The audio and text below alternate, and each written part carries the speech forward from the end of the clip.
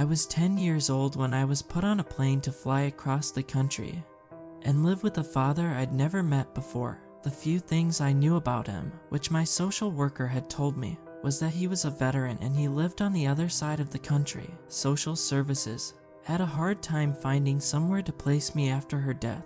My mother, who'd just passed away in a car accident on the way to work, had no immediate family. It was then determined that my dad would take me. To this day, I still can't figure out why he'd even agreed to do this. I had many different ideas and fears about what he would be like, but in reality, he was simply, well, disappointing. Ever since I'd arrived at his doorstep, he treated me as if I was some unwanted pet. He tolerated my existence and kept me fed, but it was clear that would be the extent of our relationship. I still clearly remember the day he picked me up from the airport. He was waiting for me and my airplane escort at the end of the terminal and already seemed tired. I was a scared little kid, but he just gave an annoyed sigh as he led me to the car. "Look," he said bluntly as we were driving to my new home, "I don't really like kids. I'll do my own thing and you do yours. Deal?" Not knowing how else to respond, I nodded nervously in the back seat. "Good," he said, glancing at me in the rear view mirror. If I was disappointed in my father, I was twice as disappointed in the house. While the outside looked small and unassuming enough, the inside looked like it had never seen a broom since the day it was built. Dirt matted the carpets, and ugly stains dotted the frayed wallpaper. The house constantly smelled like rotting wood and unwashed dog, even though we didn't own a dog. My room turned out to be a single mattress in the attic. True to his word, my dad ignored me and did his own thing most of the time. His routine was surprisingly simple. He'd spend most of the time watching TV and sipping beer before going out to a bar in the evening and coming home late into the night. He was never physically abusive, and he didn't mind if I hung out in the living room with him as long as I was quiet, but the way he sighed whenever I asked for something or was too loud hurt. Naturally, this wasn't exactly a prime environment for a grieving 10-year-old. I spent a lot of time in my room crying, but it was too hot and muggy up there to even do that properly. So much of my time was spent outside. As much as I hated living there, I will say the backyard was fantastic. The yard was huge, with a thick forest that choked the edges of the large mowed lawn. I spent a lot of time exploring. The bayous and swampy forests were magical. I'd like to pretend I was an explorer discovering a new land, each ancient tree becoming a mystery, each animal calling or tadpole a new discovery. And every time I went deeper and deeper in, it was like I could leave my grief behind, if not for a moment. One day on one of my little outings, I happened upon a large clearing with an ancient willow tree, its arms stretching all the way to the ground as if they were too heavy to bear. But what I spotted on one of its branches made my heart stop. It was my mother, dressed in one of her favorite sundresses, humming a tune to herself and gently swinging her legs back and forth. I could only see the back of her, but her profile was unmistakable. Shock and fear electrified my brain. Something primal inside me was screaming at me to run away. I knew this was impossible, that it was a breach of nature. It had to be an illusion. There was no other way. But I didn't care. I burst into tears and ran to her, flinging myself on her and wrapping my arms around her waist. I completely broke, telling her how much I missed her and how much I wanted to go home. I promised I'd be a better daughter if only she'd come back. I told her I needed her, and it was okay if we didn't have that much money. Just please come back.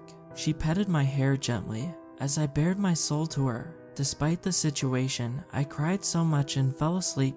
When I woke up, she was gone. The past month I had been escaping to the swamps, her heavy, with no ambitions except to get away from the day. But ever since I saw her in the woods, there was a change in me. I suddenly had a mission. I didn't find her the second day, but the day after I found her in the same wooded clearing. She was turned away from me, and the sun illuminated her yellow sundress. My heart jumped to my throat when I saw her. She turned to look at me, looking the least bit surprised. "Hello," I said quietly. "Hi," she said in my mother's voice, but there was something off about it. It sounded colder than how I remembered she spoke. "Can I sit with you?" She nodded. I walked over awkwardly and sat. Now that I was here, I didn't know what to actually say. As you can imagine, the whole scenario felt incredibly odd. However, the longer I sat with her, the more I realized something. "You're not really my mom, are you?" "No," she replied in a calm, mellow tone. "Then,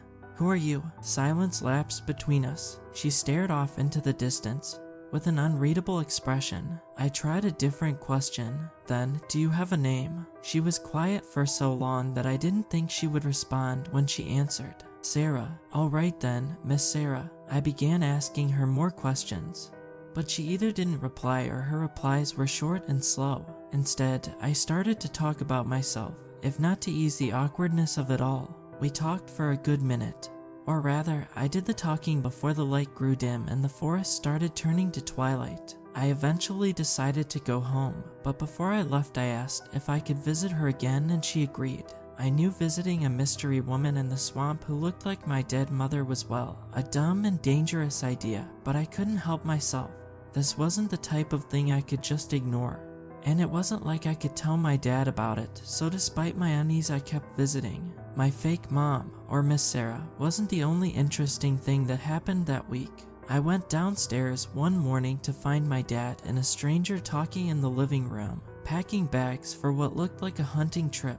I was surprised because I'd never heard my dad talk so much, or sound so happy for that matter. The stranger turned to look at me when he heard my footsteps, and looked at me in curious surprise. "Who's this?" "Oh, that's just Lacey, Darlene's daughter. You remember Darlene, right?" "My kid. I have a niece," said the man excitedly. "Why, you should have told me." He walked over to me and shook my hand, and I was introduced to Dale, my sudden surprise uncle. At first I had a positive opinion of my uncle, as weird as it is to say it now. I was a kid who had suddenly lost her only parental figure, and Dale stepped in with all the sympathy and attention I was looking for. However, I became weary of him long before he had actually done anything. For one, if there was one word to describe my uncle, it would be slimy. His hair was lank and greasy, and he'd often wipe his sweaty hands on his filthy pants, which did nothing but smear the grime around even more. I'd never seen him change out of his camo gear, and considering his stale smell of weed and alcohol, I was sure he never washed his outfit. Still, I wouldn't have minded if he didn't feel a little off. As a single mother raising a young daughter, my mom had made it her mission to drill in my head the concept of tricky people, and Dale hit all my warning sensors for a tricky person. His hugs were always a little too long. He'd casually touch my shoulders from behind when I was sitting down asking if I was feeling tense, and he wanted me to sit on his lap when we were in the living room watching TV. For an uncle who hadn't shown up once during my time there except for the hunting trip, he had suddenly started showing up every day. Still, it seemed to make my dad happy he was around, and I was afraid to make a big stink over nothing, so I kept my unease to myself and spent more time outside. On the flip side, I was making great progress with Miss Sarah. I was uncomfortable and nervous at first, but I realized rather quickly that she meant no harm, and I began visiting her every day. She didn't say it, but I could tell she liked the company. However, there was one obvious glaring question that I couldn't get out of my head.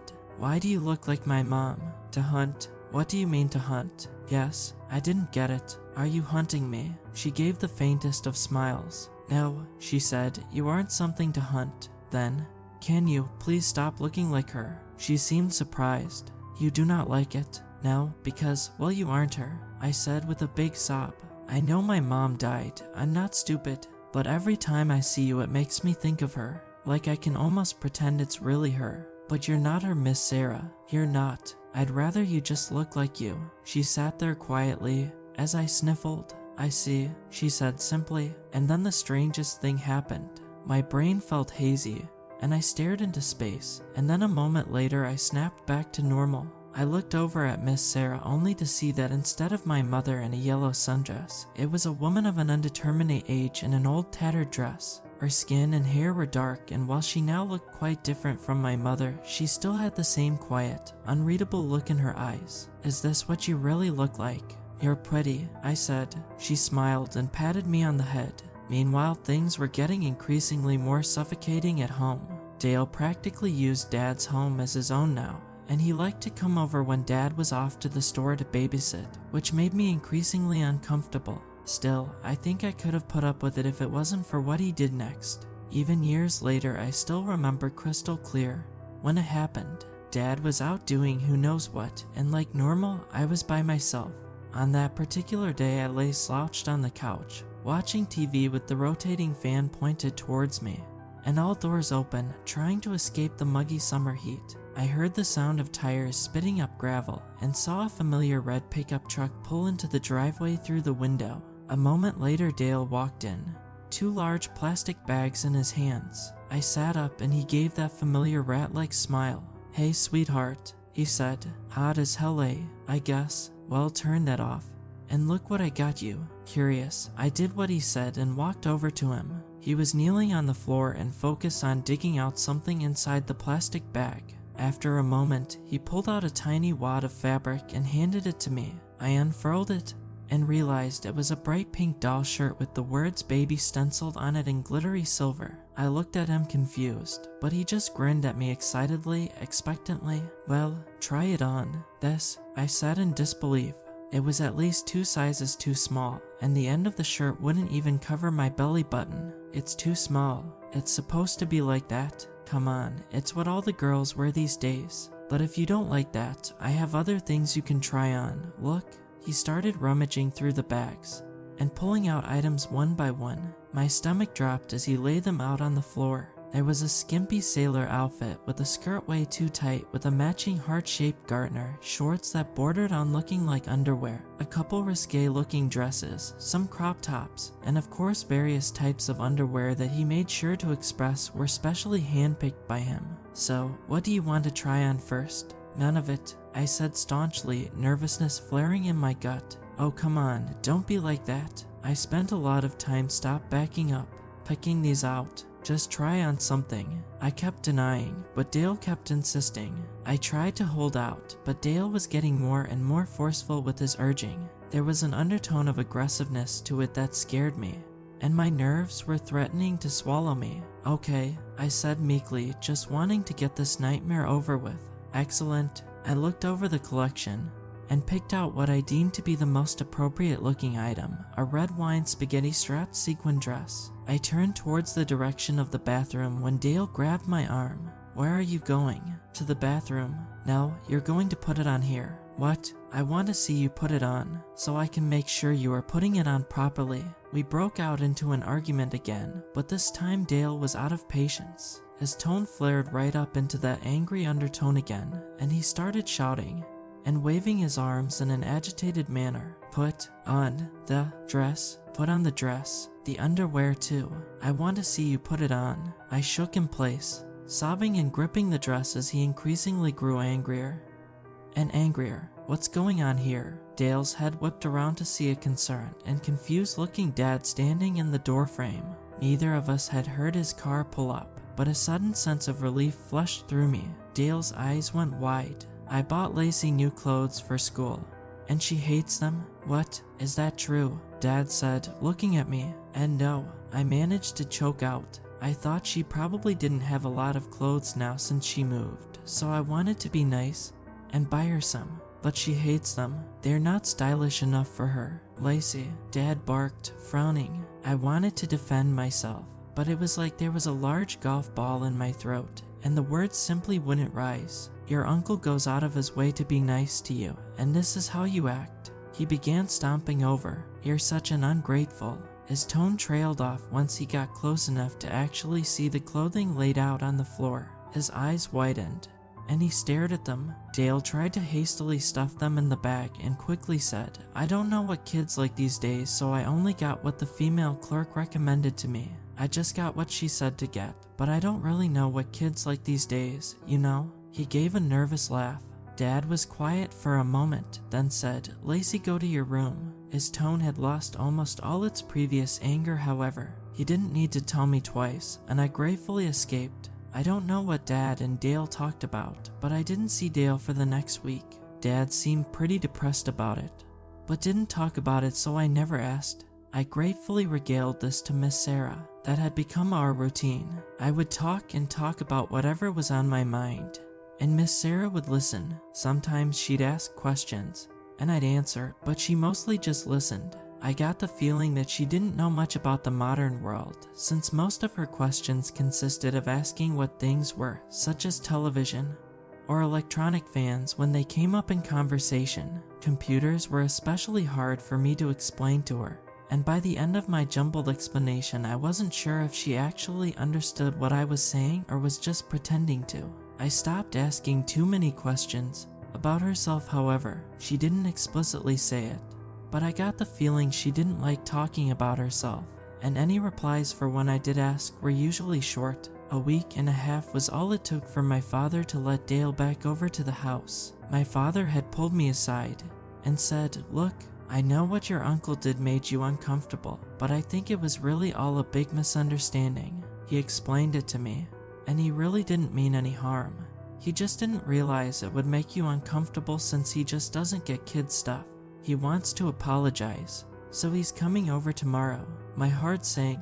I immediately tried to protest, but my father stopped me. "If you don't like it, then you can just avoid him, alright? But at the end of the day, he's family." And that's exactly what I did.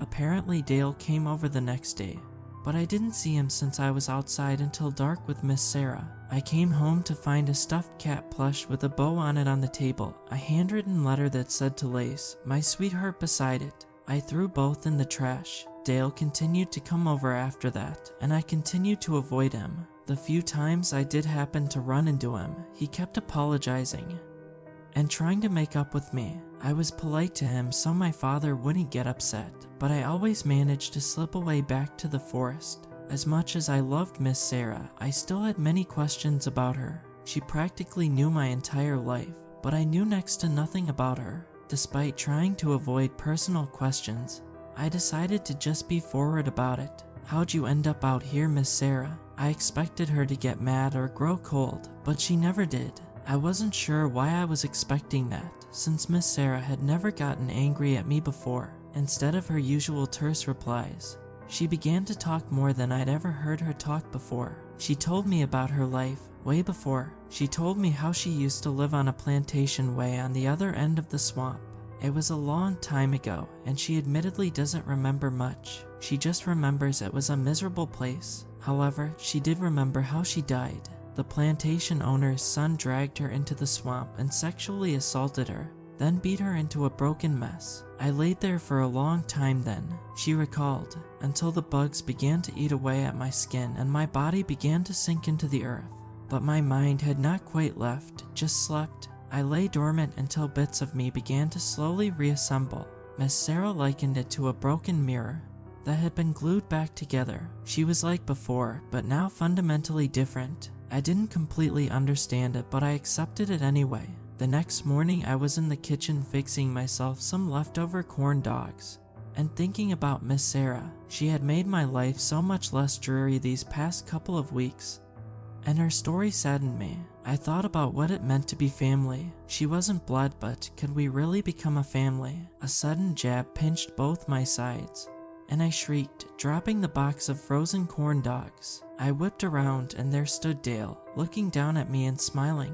"Tickle fight, get away from me. Come on, don't be like that." I jumped back like a feral animal and nearly snarled at him, heart beating like crazy. He frowned. "I'm just having fun with you. I'm just being an uncle, okay? Come on, Tickle, leave me alone." He ignored me and came forward, arms outstretched and laughing playfully. It was anything but playful to me, and I screamed and shouted at him to stop as he started chasing me around the living room.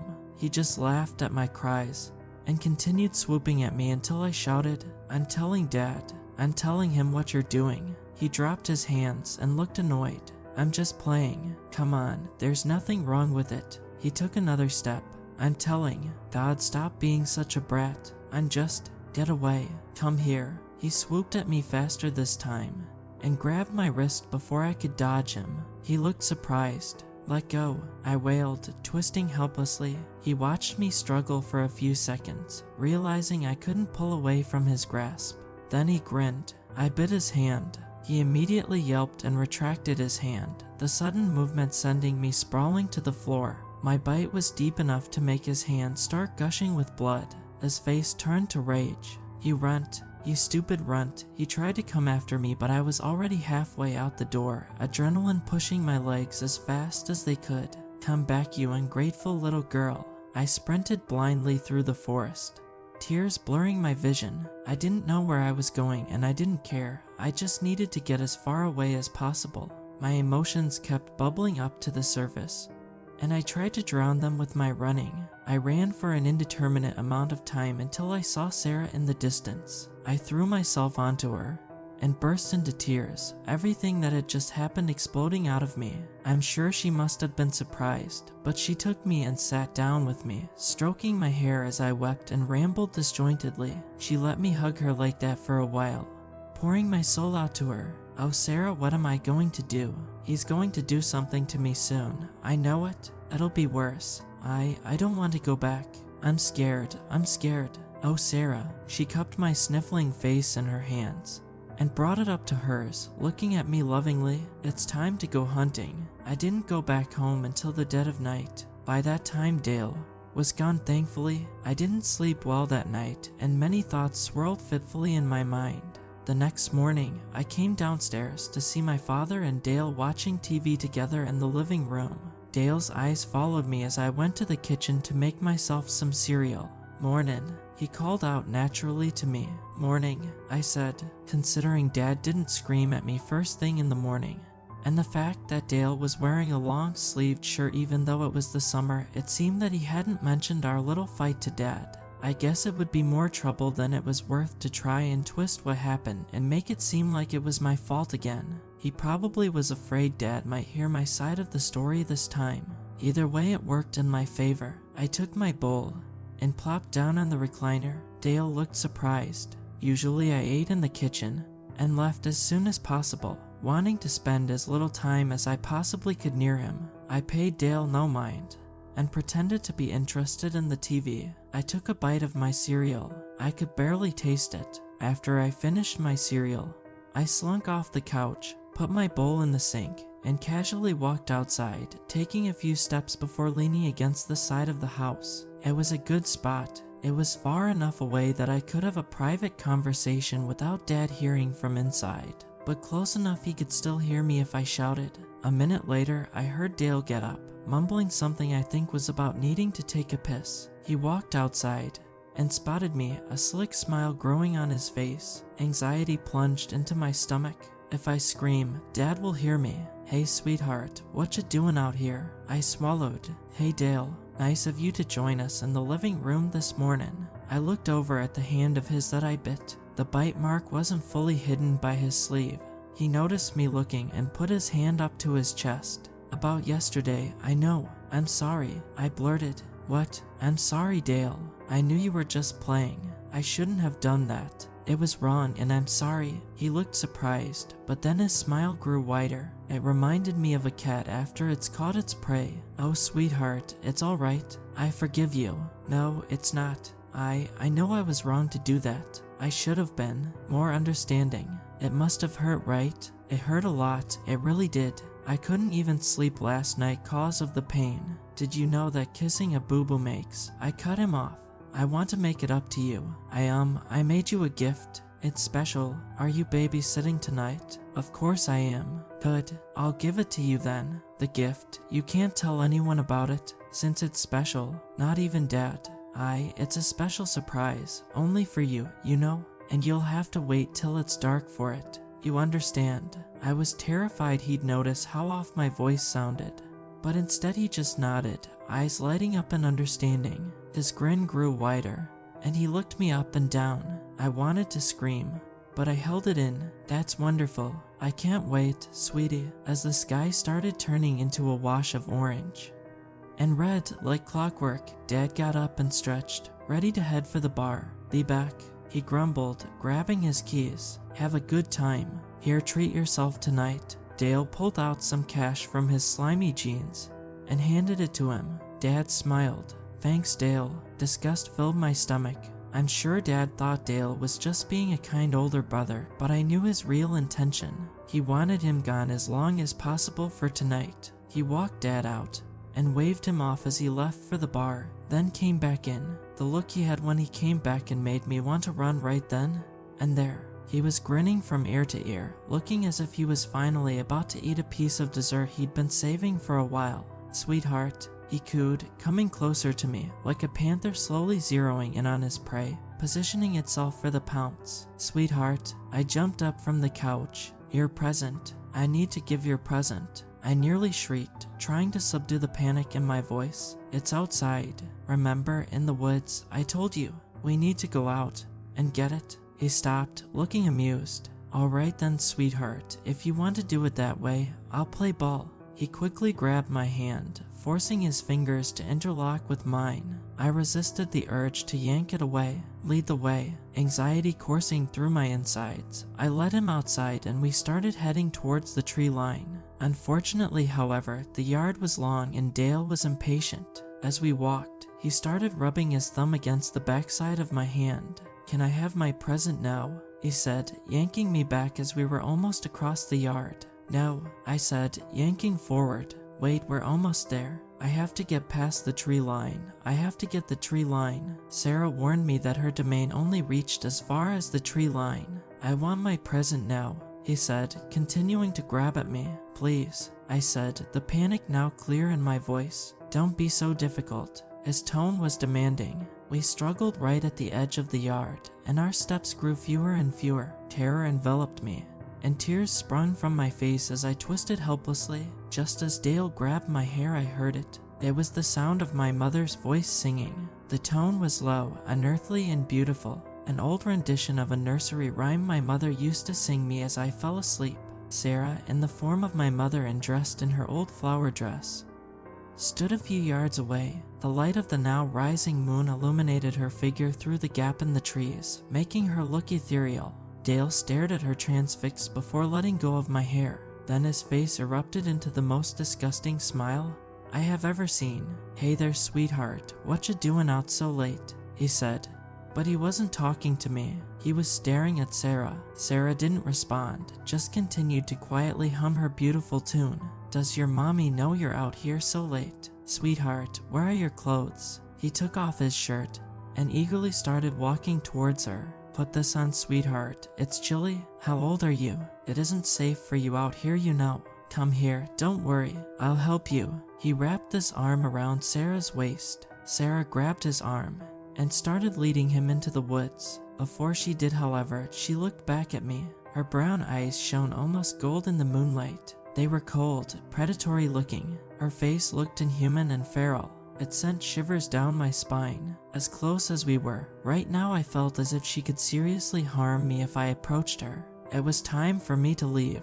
I ran back to the house and locked the door. Then I went into my room and hid under my covers, shivering like a baby animal. Dale didn't come back the next day, or the next. Dad started to get worried. He eventually called the police. As the last person to see him alive, I was asked multiple times by both Dad and the police about what happened that night. I adamantly stuck to my story that Dale and I had watched TV together until I went to bed, and I hadn't seen him after that. I was terrified they'd catch on that I was lying, but they didn't press me too much. After all, it's not like a 10-year-old kid would be involved with a disappearance case. The investigation never ended up getting anywhere. I only asked what happened to Dale once, mostly out of nervousness the police would find him and somehow connect it back to us. Miss Sarah just smiled, made into fun little chunk sizes, is what she told me. It's been years now since that incident. I started school at the end of that summer, eventually graduated, and I'm now married with kids. That summer felt so long, but now it feels as if time breezes by. I'm still in contact with my dad, but I keep the relationship at a distance. Ever since Dale died, he's been the same, but worse. He sits alone in his house all day, quietly drinking or leaving for the bar. No other joys or missions in life. I do feel a bit of pity for him, but it's his life.